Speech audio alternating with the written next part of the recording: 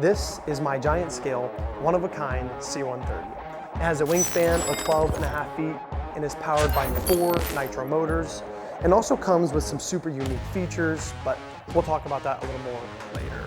There is, however, a huge problem with this airplane. Not really, but the fact that this has nitro motors is a bit of an issue for me because I fly electric only. And that means that we have to do a full conversion on this plane and get it ready before the cold season comes. I am both extremely excited and terrified to fly this plane. Honestly, I've never owned a model that is this large or expensive ever before in my life. So if you love giant RC airplanes, stick around and we'll go build something together.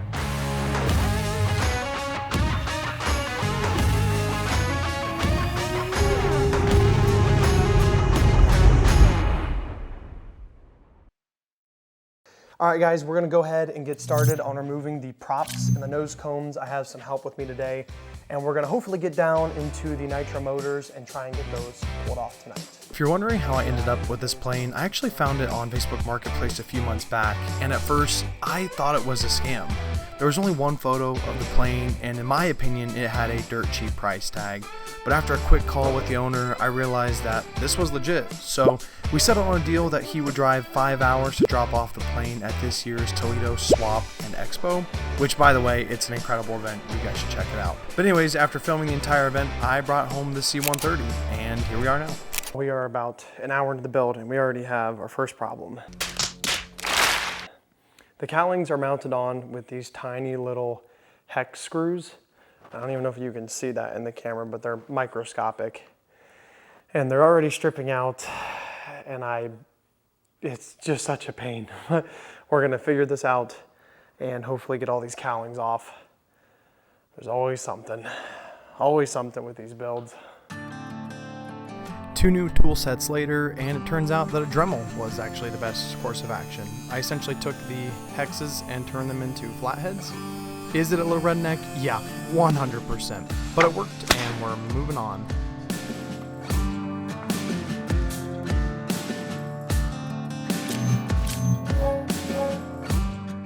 All right, that is all 4 cowlings. That was way harder than it should be, but hopefully from here on out, it'll be much, much easier.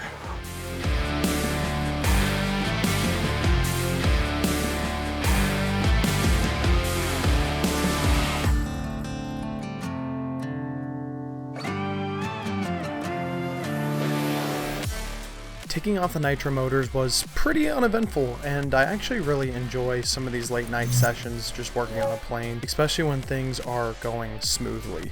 I didn't have any problems pulling off each of the motors, and if the rest of the project would go like this, then we would be a-okay. You can see there is like no room up inside of there for my fingers to fit. I got this slid out, but I literally cannot grab it. It's always the small things with big builds like this that you wouldn't think would be a problem, that you end up spending all night on. It is way too late for this. No way. No way. Let's go. Tiny control rod for the win. Yes.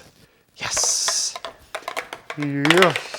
With the nitro setup taken off, I want to take a quick moment to go over some of the vital statistics. The total flying weight of a nitro setup is 1,320 grams. The FA-115s have a static thrust of about 4 kilograms, and typically you'll see flight times between 10 and 20 minutes. And of course, they just sound amazing. Compared to a full electric setup, which has a total flying weight of 1,082 grams, including a battery, a static thrust of about 5.2 kilograms, but a lower flight time of 6 to 12 minutes, and they definitely don't sound as cool as a nitro setup. With all that being said, the main reason I decided to switch to electric is because I have spent the most time with electric. I have grown up using these motors. They're easy, they're clean, in my opinion, they're very efficient. There's nothing wrong with nitro motors. These things are awesome and they sound great. For me personally, it's just not something that I'm very comfortable with. So that's the main reason that we're switching to these gorgeous electric motors. All right, we have a big old bag of nuts and bolts for making essentially the motor mounts for the C130. I tried to find standoffs, like aluminum standoff motor mounts, and they were either way too expensive or they weren't gonna come in for weeks and weeks. So we're gonna redneck it and start drilling and cutting. But before drilling and cutting, I had to start with markering, making marks, but whatever. I use the X mount that comes with the electric motors as a sort of template to know where I want to drill holes and be able to place the standoff mounts. We are going to take our nice long bolts and feed them right through the back of the cell here. Yep, we're not. I'm gonna need some smaller hands.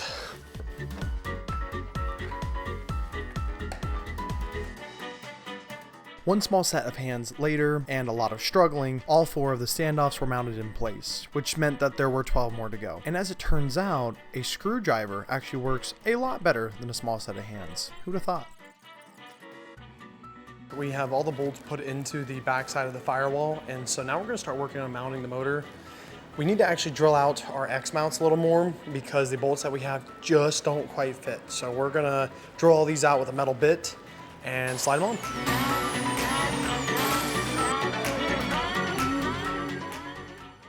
So we have ran into a bit of a problem. Everything was going great. I just got the motors put on the standoffs, and there's a spacing and there's a spacing issue. So let me show you what I mean. As you can see, we have a little bit of space right there, and that is not quite enough to get a nut on. This one's even a little, it might be hard to tell, it's a little chewed up. And so how did I get these motors to mount on? I took a little dowel rod and then cut it down to size and put grooves in it. And I'm gonna use this to essentially space out the standoffs. So this will go in between them and push them outwards to give me the space I need to mount the motor. I think that's gonna work. Even with a nice little slap, this didn't work. So instead I tried a foot-long extension for an impact. So instead of turning the nut onto the bolt, I am actually turning the whole bolt and then just holding the nut in place. And we feed it back. I wanted to pause for a quick moment and say, if you like looking at this handsome face, consider subscribing.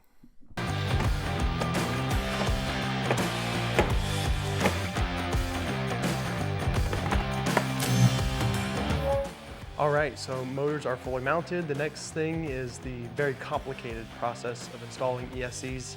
I'm just gonna drill holes and zip tie them. They should get plenty of airflow. So we're gonna move on to those.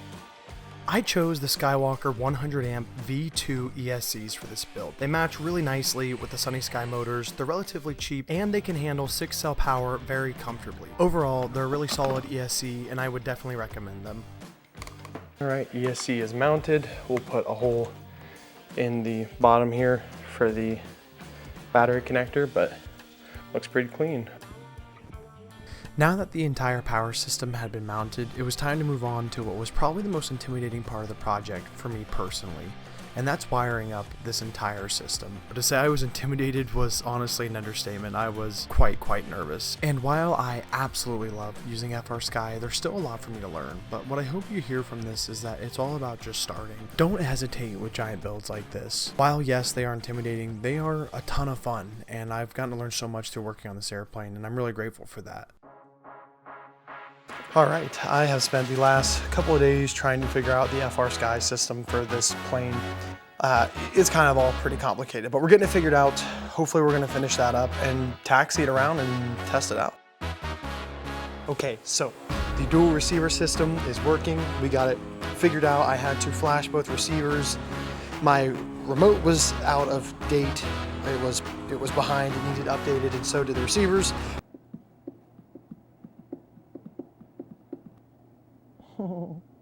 But we got it figured out. So we're looking good, feeling good. We need to clean up this mess and move on.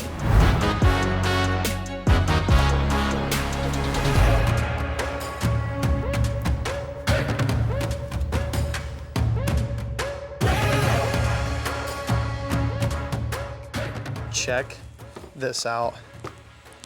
We got elevator, rudder, a lot of rudder, and then here on my 3 position flaps, Oh man. I was just cutting out a wire from this plane and I thought I had the right one and I obviously didn't, and I snipped my rudder wire off. So I am now going to resolder that. Very frustrating.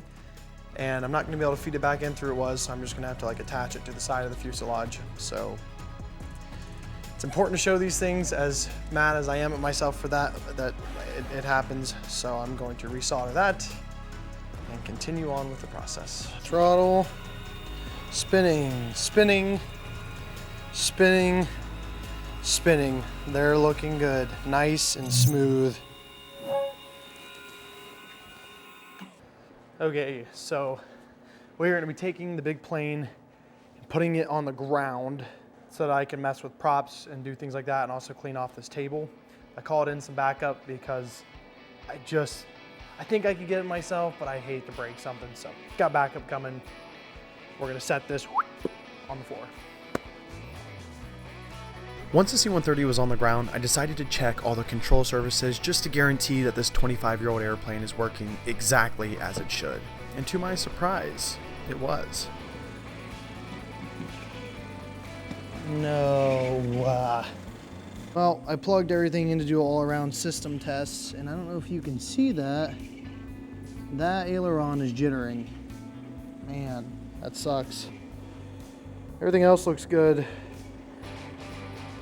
Gonna have to replace that and the other one. Backed by my extremely positive attitude, I decided to get to work right away replacing the servos and the wingtips with newer Metal Gear servos that have a slightly higher torque rating as well. To be fair, it was a pretty quick process to go ahead and just swap out the servos, and for projects like this, I definitely think it's worth it to have parts that you know you can trust, not only for the safety of the airplane, but also for those that might be around you. We have new servos installed along with new servo extensions. So we're gonna go ahead and put them back on the airplane and see if we still have that jittering problem. If so, then that means that we need to take a look at the wires that are inside the main wing or the receiver itself. But I think it's just these old servos. If I have to replace a couple servos, it is what it is. But we're gonna put these back on and we'll do a check on everything else.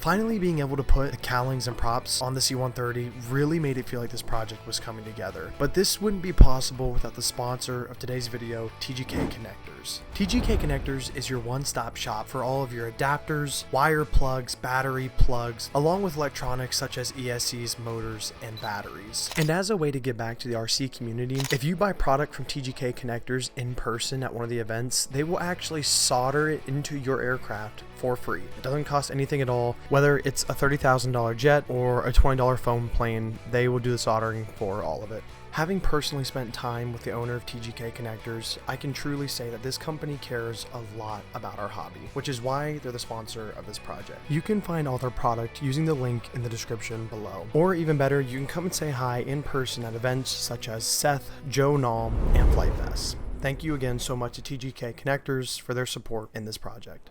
All right, I have been running all over the place to build this. No, it is not a bird feeder. This is a Vanessa rig. I have no idea who Vanessa is, but this is a rig I found online that is specifically for giant scale RC airplanes. So this is what I'm gonna use to find the center of gravity. I need to put up some pulleys into the rafters and get everything all set up because this airplane is just so big and heavy. I'll show you real quick. Ooh, there's the hooks. This poor pool table. There we go. Oh my God. Oh, that's really comfortable.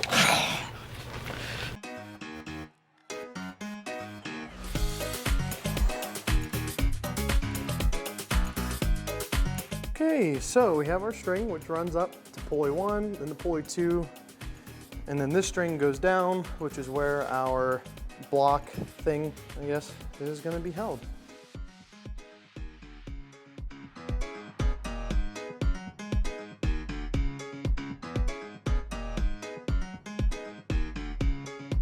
Okay, so let's explain a little bit of what's going on here. This is the rig that I will be using to pick this airplane up off the table and balancing it. The string here makes a triangle, right? So it goes up one side, down the other, and then there's an imaginary line across the wing. This makes the triangle. At the tip of that triangle, this point right here, that is the center of gravity, which is where we're gonna hang what we call our little plumb bob. And that should show us exactly where on the wing the center of gravity is. I need to be about 25 to 30% back on the wing. So I'm gonna take a look at this and do some adjusting, but that's the basic idea of how this system works. All right, I got the C130 taken off of the Vanessa rig. It's all balanced out. It's not super interesting. It's a lot of adjusting, so I just figured I'd skip all of that. But there was a feature that I had mentioned about this plane at the beginning of the video that I definitely want to show you guys before we go out and fly. Ladies and gentlemen, the moment you've all been waiting for. The coolest thing about this airplane. Oh, what? That's right. Now, obviously, bay doors are a thing on RC airplanes. I'm no fool, I've seen them before, but I've never seen an air-powered bay door system, especially on an airplane this big. Now, what are we launching from it, you might ask? Good question. We have either an actual remote-controlled skydiver. That's right, this guy's arms, they have servos inside of them, and it actually controls where the skydiver flies around to and where it lands.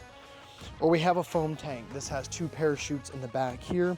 Both of these will fit inside of the C130.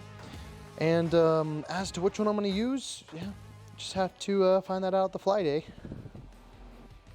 All right, guys, so we are finally out for the flight of the C130. This is something I've been putting off for a while. I am quite nervous, but prayed about it, and it's all set up. It's ready to go.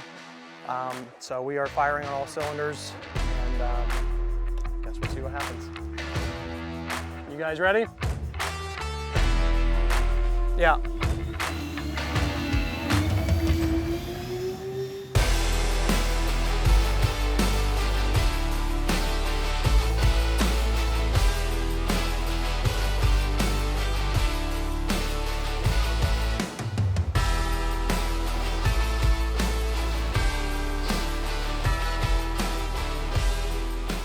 All right, sorry guys, I'm not talking much. I'm just a little nervous, but we're gonna take our time and get up there. Oh, it flies good. It flies real good. Now, if you guys will remember, earlier in the video, I had mentioned how we would be dropping something from this plane. We had the options between a tank and a skydiver. So I'm gonna get up a little bit higher and we will show you which of the options we chose. Dad, you ready? Here we go. Yeah. Oh, no shoot, no shoot. Oh man.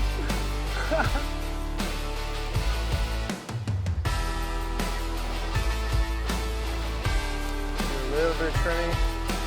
All right guys, we've kept it up high enough. We're gonna slowly bring it back down towards us and bring it in for some lower passes here. You're good, I'm coming around the bend here.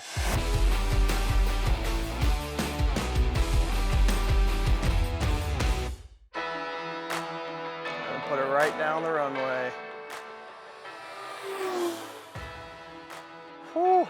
It is heavy and it is fast. This is running 4 6L 5,200 milliamp China Hobbyline batteries. It has 4 430 kV Sunny Sky brushless V3 motors, producing around 60 pounds of thrust.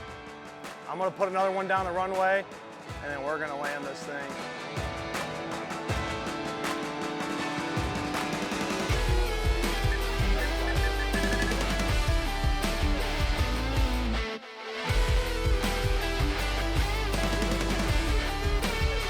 Okay, we are gonna come in for landing. I apologize, I have not said much during this video. This is taking all of my concentration to fly this. It flies great, but still focusing very hard.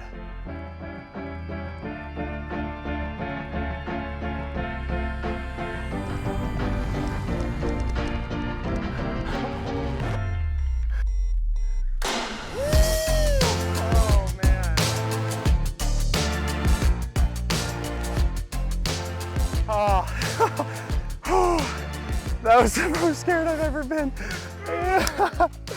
Oh, man. All right, guys, well, the flight went great. It's down in one piece. There's definitely some adjusting I think I need to do. I think I could fly it a fair bit slower, but I prefer to keep the speed up because of how heavy it is. If you like this video, please like and subscribe. It's viewers like you guys that allow me to do videos like this, and I'm so, so grateful. So tune in soon. We got a lot bigger projects coming in after this. Thanks for watching.